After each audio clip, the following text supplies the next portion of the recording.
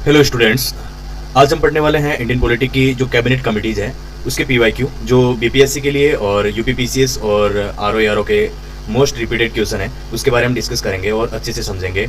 और स्टूडेंट्स मैं आपको एक इन्फॉर्मेशन देना चाहता हूँ कि जो हम क्लास ले रहे हैं वो सबसे ज़्यादा जो रिपीट होने वाले क्वेश्चन है और इस जो पीडीएफ में मैंने बनाई है ये इसमें बहुत अलग अलग जैसे बुक से मैंने क्वेश्चन उठाए हैं जो बार बार रिपीट हो रहे हैं, जैसे स्पेशली घटना चक्र हो गया। और इसकी जो पीडीएफ है आपको कम्प्लीटली टेलीग्राम ग्रुप पे मिल जाएगी, वहाँ से आप पीडीएफ निकलवा सकते हैं और साथ में प्रिंट आउट निकलवा के साथ में क्वेश्चन सॉल्व कर सकते हैं। ये कंप्लीट सीरीज लेके चलेंगे हम। इंडियन पॉलिटी के जितने भी टॉपिक्स है सारे टॉपिक्स हम कवर करेंगे। उसके अलावा हिस्ट्री के पढ़ेंगे और जियोग्राफी के पढ़ेंगे, एनवायरनमेंट के पढ़ेंगे और जितने भी जो इम्पोर्टेंट जो टॉपिक है वो सारे हम कवर करेंगे। तो शुरू करते हैं बिना देरी किए, स्टार्ट करते हैं टॉपिक।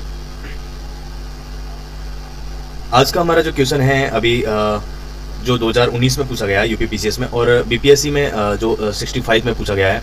क्वेश्चन फर्स्ट है, क्या मंत्रिमंडल समितियों का उल्लेख भारत के मूल संविधान में किया गया है? इसका ऑप्शन ए है जो हाँ अनुच्छेद 74 में इसका स्पष्ट उल्लेख है और बी है हाँ अनुच्छेद 78 में इसका स्पष्ट उल्लेख है, सी है नहीं ये संविधान इतर एक्स्ट्रा कॉन्स्टिट्यूशनल संस्थाएं हैं और डी ऑप्शन है हमारा हाँ इन्हें 42 अमेंडमेंट संविधान संशोधन द्वारा जोड़ा गया था। यानी इसका जो आंसर है वो सी, यानी नहीं ये संविधान इतर एक्स्ट्रा कॉन्स्टिट्यूशनल संस्थाएं हैं। जो इसके बारे में देखते हैं बाकी सारे गलत क्यों हैं और व्याख्या देखते हैं इसकी। और मैं आपको एक चीज़ बता देता हूँ कि जो हम वाक्य सब जितने भी क्वेश्चन सॉल्व करवाएंगे सारे की हम एक्सप्लेनेशन पढ़ेंगे, क्योंकि ज़रूरी हो जाता है कि जब हम ऑप्शन क्लिक मारते हैं जो भी है कि ये ऑप्शन सही है उसके बारे में जानना जरूरी हो जाता है, तभी हमें इस चीज़ों के बारे में पता चलता है।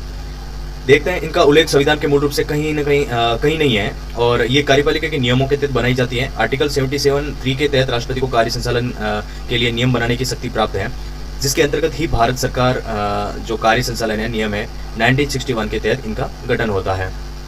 अगला क्वेश्चन देखते हैं हमारा जो 2011 में पूछा गया यूपीएससी में और आरओ यूपीपीसीएस के थ्रू 2016 में पूछा गया है। बीपीएससी में भी ये क्वेश्चन बार बार पूछा गया है। भारत में मंत्रिमंडल समितियों का गठन किसके द्वारा किया जाता है? यानी जो भारत में जो मंत्रिमंडल की जो समितियां बनती है उनका जो गठन है वो किसके द्वारा किया जाता है? तो ऑप्शन देखते हैं हम। जैसे पहला ऑप्शन हमारा है भारत के राष्ट्रपति द्वारा, बी ऑप्शन है संसद द्वारा, सी ऑप्शन है भारत के प्रधानमंत्री द्वारा और डी ऑप्शन है लोकसभा अध्यक्ष द्वारा। तो हमारा सी है जो ऑप्शन सही है, भारत के प्रधानमंत्री द्वारा हमारे मंत्रिमंडल की जो समितियां हैं उनका गठन उनके द्वारा किया जाता है। इनकी व्याख्या देखते हैं। भारत प्रधानमंत्री समय की आवश्यकता और परिस्थितियों की मांग के अनुसार इन समितियों का जो गठन करते हैं, इसलिए इनकी संख्या और नाम सदस्यों की संरचना समय समय पर बदलती रहती है। यानी उनके संरचनाएं और नाम जो उसमें सदस्यों के नाम है वो समय समय पर बदलते रहते हैं। जैसे कि रेलवे की कमेटी हो गई या फिर और भी बहुत सारे मंत्रिमंडल की जो समितियाँ बनती है उनके सदस्य और मेंबर, जो इनके मेंबर मोस्टली जैसे एमपीज होते हैं और एमपी और जैसे कुछ मिनिस्ट्रीज भी होते हैं उसके अनुसार बनती है सारी कमेटियाँ। अगला क्वेश्चन हमारा है यूपीपीसीएस प्रीलिम्स 2021 में पूछा गया है और बीपीएससी 64 में ये क्वेश्चन पूछा गया है। क्वेश्चन 3 है, निम्नलिखित में से किसी मंत्रिमंडलीय समिति को अक्सर सुपर कैबिनेट के रूप में जाना जाता है? ऑप्शन ए है आर्थिक मामलों की मंत्रिमंडलीय समिति सीसीईए और बी ऑप्शन है राजनीतिक मामलों की मंत्रिमंडल समिति सीसीपीए और सी ऑप्शन है सुरक्षा संबंधी मंत्रिमंडलीय समिति सीसीएस। डी ऑप्शन हमारा है संसदीय मामलों की मंत्रिमंडलीय समिति। तो इसका ऑप्शन कौन सा है वो आप अगर आपने अच्छे से पढ़ी है चीज़ें सारी तो आपको देखते क्वेश्चन आ गया होगा। अगर नहीं भी पढ़ी है तो कोई भी बात नहीं, हम आपको समझा देंगे इसके बारे में। जो सुपर कैबिनेट के रूप में जो जाना जाता है मंत्रिमंडल समिति को वो है हमारी जो राजनीतिक मामलों की मंत्रिमंडल समिति है, उसको सुपर कैबिनेट के रूप में भी जाना जाता है। इसकी व्याख्या करते हैं। राजनीतिक मामलों की समिति सीसीपीए सबसे शक्तिशाली होती है। ये घरेलू विदेशी मामलों में से संबंधित नीतिगत निर्णयों की समीक्षा करती है। इसके अलावा ये व्यापक शक्तियों के कारण इसे सुपर कैबिनेट कहा जाता है। इसका अध्यक्ष प्रधानमंत्री यानी इसका अध्यक्ष है पीएम स्वयं होते हैं और इसको सुपर कैबिनेट बोलते हैं। अगला हमारा क्वेश्चन है, मंत्रिमंडल समितियों के संबंध में निम्नलिखित में से कौन सा कथन है जो सही है? ये क्वेश्चन यूपीपीसीएस मेंस में 2017 में पूछा गया है और बीपीएससी 67 में पूछा गया है। ऑप्शन की तरफ बढ़ते हैं। ए ऑप्शन हमारा है इनकी सदस्यता केवल कैबिनेट मंत्रियों तक सीमित है। बी ऑप्शन है इनमें गैर कैबिनेट मंत्री जैसे राज्य मंत्री भी शामिल हो सकते हैं। सी ऑप्शन है प्रधानमंत्री अनिवार्य रूप से सभी समितियों के अध्यक्ष होते हैं। डी ऑप्शन है इनका कार्यकाल निश्चित रूप से 5 वर्ष होता है। कौन सा ऑप्शन राइट है आप अपने कमेंट सेक्शन में जरूर बताएं और इसका ऑप्शन जो है बी वो जो है राइट है इसका ऑप्शन। इनमें गैर कैबिनेट मंत्री भी शामिल हो सकते हैं, यानी मंत्रिमंडल की जो समिति है इसमें गैर कैबिनेट के जो मंत्री है वो भी शामिल हो सकते हैं। जैसे मैंने आपको पहले ही बताया जैसे एमपीज वगैरह होते हैं वो शामिल हो सकते हैं। और उसमें भी जैसे जरूरी नहीं है कि जो सरकार में पार्टी है उसी का, जैसे अभी बीजेपी है तो जरूरी नहीं है कि बीजेपी का ही मेंबर हो जो पार्टी का ही सदस्य हो, दूसरी पार्टी का भी हो सकता है और स्वतंत्र पार्टी का भी कोई सदस्य हो सकता है। व्याख्या करते हैं, यद्यपि इन्हें मंत्रिमंडल समितियां कहा जाता है, लेकिन इनकी सदस्य केवल कैबिनेट मंत्रियों तक सीमित नहीं होती। इनमें राज्य मंत्री और स्वतंत्र प्रभार मंत्रियों की भी आवश्यकता अनुसार सदस्य या विशेष आमंत्रित सदस्य के रूप में भी शामिल किया जा सकता है। अगला क्वेश्चन हमारा है 5 नंबर, जो 2022 में यूपीपीसीएस प्रीलिम्स में पूछा गया था, आरओ मेंस में 2021 में भी पूछा गया, बहुत इंपॉर्टेंट क्वेश्चन है और बीपीएससी में भी आने के चांसेस है। संसदीय मामलों की मंत्रिमंडलीय समिति यानी cabinet committee on parliamentary affairs की अध्यक्षता कौन करता है, इसकी अध्यक्षता कौन करता है, क्वेश्चन को अच्छे से एक बार जरूर देख लें और उसके बारे में आप बता दें। ए ऑप्शन हमारा प्रधानमंत्री है, बी ऑप्शन है केंद्रीय गृह मंत्री और सी ऑप्शन है लोकसभा अध्यक्ष और डी ऑप्शन है हमारा संसदीय कार्य मंत्री। तो इसका जो है केंद्रीय गृह मंत्री जो है वो इसकी अध्यक्षता करता है, यानी संसदीय मामलों के मंत्रिमंडल समिति की। इसकी व्याख्या करते हैं, ये एक महत्वपूर्ण अपवाद ट्रैप है, यानी ये एक अपवाद के तौर पे देखा जाता है। सामान्य अधिकांश महत्वपूर्ण समितियों की अध्यक्षता पीएम करते हैं, लेकिन संसदीय मामलों की समिति और आवास संबंधी समिति की अध्यक्षता आमतौर पर गृह मंत्री द्वारा की जाती है। अगला क्वेश्चन हमारा है जो यूपी आरओ 2017 में पूछा गया है, उसके अलावा यूपीएससी 68 में भी पूछा गया है। इसके बारे में देखते हैं क्वेश्चन क्या कहता है। कृषि फसलों के लिए न्यूनतम समर्थन मूल्य एमएसपी को अंतिम मंजूरी कौन सी मंत्रिमंडलीय समिति देती है? इसका ऑप्शन है कृषि मंत्रालय, कृषि लागत और मूल्य आयोग सीएसीपी, बी ऑप्शन है। सी ऑप्शन हमारा है आर्थिक मामलों की मंत्रिमंडलीय समिति सीसीईए, डी ऑप्शन है नीति आयोग। तो इसका जो सही ऑप्शन कौन सा है आप कमेंट सेक्शन में लगातार बताता जाए। इसका जो राइट ऑप्शन है वो है सी, आर्थिक मामलों की मंत्रिमंडलीय समिति सीसीईए, बाकी सारे ऑप्शन गलत है। इसकी व्याख्या की ओर बढ़ते हैं। कृषि लागत और मूल्य आयोग सीएससीपी केवल एमएसपी की सिफारिश करता है, लेकिन इस पर अंतिम मूल्य निर्णय आर्थिक मामलों के मंत्रिमंडलीय समिति द्वारा लिया जाता है, जिसके अध्यक्ष पीएम स्वयं करते हैं। यानी जो एमएसपी की जितनी भी जो मंत्रिमंडलीय जो कमेटी वगैरह है, उनके जो निर्णय के बाद में जो पीएम है उसकी अध्यक्षता करते हैं और उनकी जो मेन फाइनल मूवर है वो पीएम स्वयं लगाते हैं। क्वेश्चन 7 नंबर हमारा है, समयावधि या प्रकृति के आधार पर मंत्रिमंडल समितियां कितने प्रकार की होती है? इसका ये क्वेश्चन यूपीएससी प्रीलिम्स 2016 में पूछा गया है और यूपीपीसीएस 2014 में भी क्वेश्चन ये पूछा गया था। और ऑप्शन की ओर बढ़ते हैं। ए ऑप्शन हमारा है केवल एक स्थायी, बी ऑप्शन है 2 प्रकार स्थायी और तंदर्भ, सी जो 3 प्रकार वित्तीय प्रशासनिक विधायी, डी ऑप्शन है 4 प्रकार। तो इसका जो राइट ऑप्शन है वो हमारा बी ऑप्शन है, यानी 2 प्रकार स्थायी तंदर्भ, स्थायी और तंदर्भ जो मंत्रिमंडल समितियां हैं वो होती है। व्याख्या की ओर बढ़ते हैं। मंत्रिमंडल समितियां 2 प्रकार की होती है, जैसे स्टैंडिंग कमेटी को बोलते हैं स्थायी और जो निरंतर प्रकृति की होती है, और जो दूसरी है वो तदर्थ होती है, जो इसको एड हॉक कमेटी भी बोलते हैं। जैसे ये अस्थायी होती है और किसी विशेष तात्कालिक समस्या को सुलझाने के लिए बनाई जाती है, जैसे कोई भी इमरजेंसी मामला हो तो एड हॉक कमेटी का गठन करते हैं।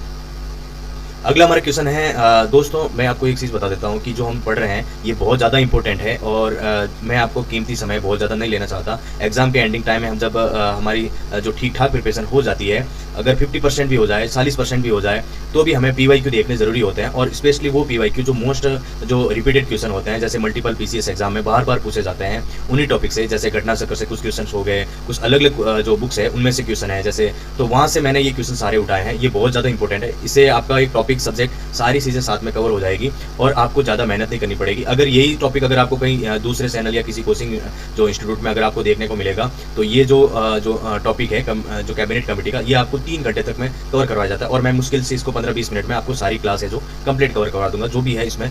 और अगला क्वेश्चन है हमारा, संसदीय परंपरा के अनुसार यदि प्रधानमंत्री किसी मंत्रिमंडलीय समिति के सदस्य बनते हैं तो इस समिति का अध्यक्ष कौन करता है? यानी गृह मंत्री, और बी ऑप्शन है वित्त मंत्री, और सी ऑप्शन है स्वयं प्रधानमंत्री, और डी ऑप्शन हमारा है समिति के सदस्य आपस में चुनते हैं। तो इसका जो आंसर होगा वो है स्वयं प्रधानमंत्री जो है मंत्रिमंडल समिति के सदस्य बनते हैं, और संसदीय परंपरा के अनुसार ये हमारी जो संसदीय परंपरा है उसके अनुसार वो जो इसके सदस्य बनते हैं, और इसके अलावा समिति की अध्यक्षता भी वही करते हैं। ये एक स्थापित संसदीय नियम है कि जिस मंत्रिमंडलीय समिति में प्रधानमंत्री शामिल होंगे उसकी अध्यक्षता अनिवार्य रूप से वही करेंगे, क्योंकि अगर जैसे हमारे कैबिनेट के जो मंत्री होते हैं उनका हेड भी पीएम ही होते हैं स्वयं, और सरकार के अगर राजनीतिक जो लीडर है वो मेन जो प्रधानमंत्री ही होते हैं सरकार की तरफ से, तो नेतृत्व करना भी उनके तरफ से ही बनता है। अगला क्वेश्चन है, मंत्रिमंडल की नियुक्ति जो समिति का मुख्य कार्य क्या है? यानी appointment committee of the cabinet ACC का मुख्य कार्य क्या है? ए ऑप्शन है उच्च न्यायालयों के न्यायाधीशों की नियुक्ति करना, और जो बी ऑप्शन है वो केंद्रीय सचिवालय, सार्वजनिक उपक्रम, पीओसीएस और बैंकों में शीर्ष पदों पर नियुक्तियां करना, और सी ऑप्शन है चुनाव आयुक्तों की नियुक्ति करना, डी ऑप्शन है यूपीएससी सदस्यों की नियुक्ति करना। तो इसका जो राइट ऑप्शन है वो है बी ऑप्शन, यानी केंद्रीय सचिवालय सार्वजनिक उपक्रमों और बैंकों में शीर्ष पदों पर नियुक्ति करता है। कौन करता है? मंत्रिमंडल की नियुक्ति समिति, यानी appointment committee of the cabinet ACC नियुक्त करता है केंद्रीय सचिवालय सार्वजनिक उपक्रमों और बैंकों में शीर्ष पदों पर नियुक्तियां। व्याख्या की तरफ बढ़ते हैं। एसीसी के मुख्य रूप से प्रधानमंत्री, अध्यक्ष और गृह मंत्री शामिल होते हैं। ये देश के शीर्ष नौकरशाहों और जैसे कैबिनेट सचिव, विभिन्न मंत्रालयों के सचिव और सार्वजनिक उपक्रमों के प्रमुखों की नियुक्तियों की मंजूरी देते हैं। अगला हमारा क्वेश्चन है जो यूपीआरओ 2014 में पूछा गया ये क्वेश्चन है, और बीपीएससी में भी ये 67 में पूछा गया है क्वेश्चन। और ये क्वेश्चन है, देश की रक्षा, राष्ट्रीय सुरक्षा, विदेश नीति और रक्षा व्यय से संबंधित मामलों पर सर्वोच्च निर्णय लेने वाली मंत्रिमंडलीय समिति कौन सी है।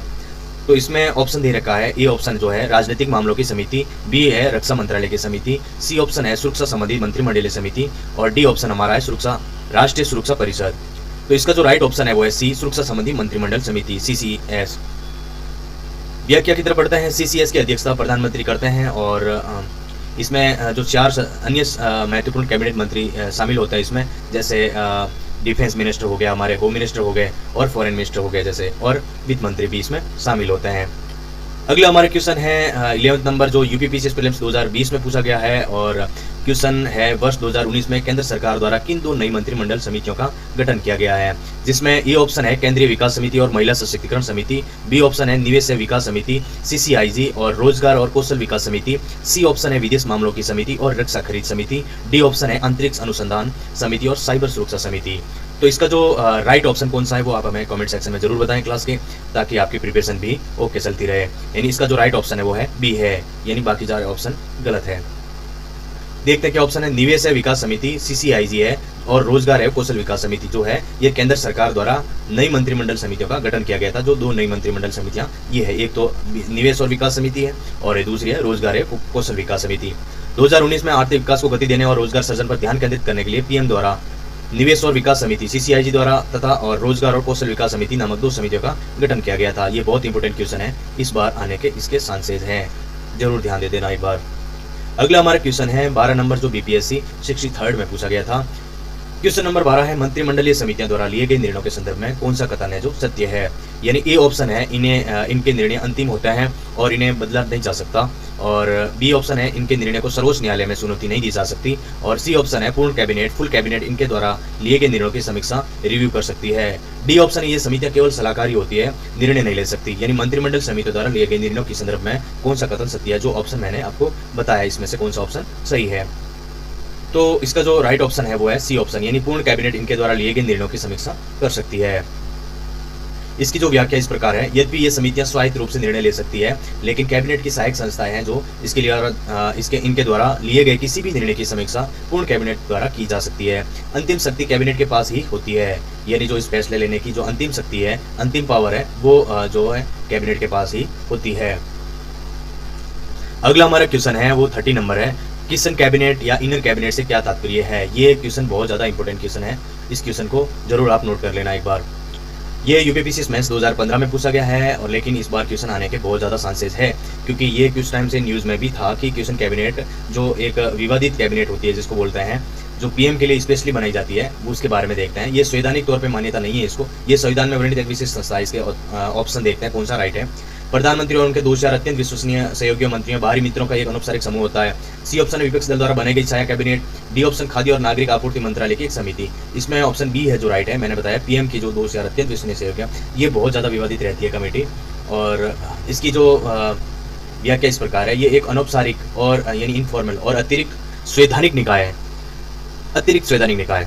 इसमें प्रधानमंत्री के कुछ PM के कुछ बहुत ही करीबी और प्रभावशाली सहयोगी लोग शामिल होते हैं इसमें, जिसमें गैर मंत्री भी हो सकते हैं, जो महत्वपूर्ण नीतिगत निर्णयों में प्रधानमंत्री को सलाह देते हैं। अगला हमारे क्वेश्चन है 14 नंबर, जो government of group of minister और एम्पावर्ड ग्रुप ऑफ मिनिस्टर क्या है, इसके बारे में डिफरेंस बताइए क्या है। ये क्वेश्चन जो पूछा गया था, ये हमारे MPPCS 2019 में पूछा गया था, और UPPCS प्रीलिम्स 2008 में पूछा गया। इस बार इसके आने के चांसेस है।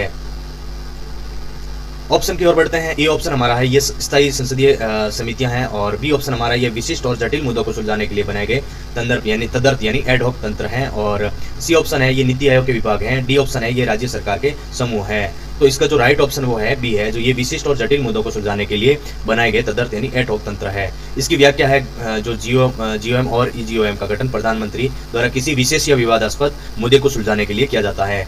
यानी जो इम्पोर्ट GOM को संबंधित मुद्दे पर सरकार की ओर से अंतिम निर्णय लेने का अधिकार भी होता है इसके पास में। और 2014 में वर्तमान सरकार में नीति निर्माण में तेजी लाने के लिए कई GOMS और GOMS को समाप्त कर दिया गया था, क्योंकि ये जो ग्रुप ऑफ मिनिस्टर्स होते हैं उनके फैसले अलग होते हैं और कैबिनेट के फैसले अलग होते हैं, बहुत बड़ा टकराव होता है, विवादास्पद रहते हैं, इसीलिए इनको खत्म कर दिया गया गवर्नमेंट की तरफ से, ताकि रैपिड फैसले लिए जा सकते हैं।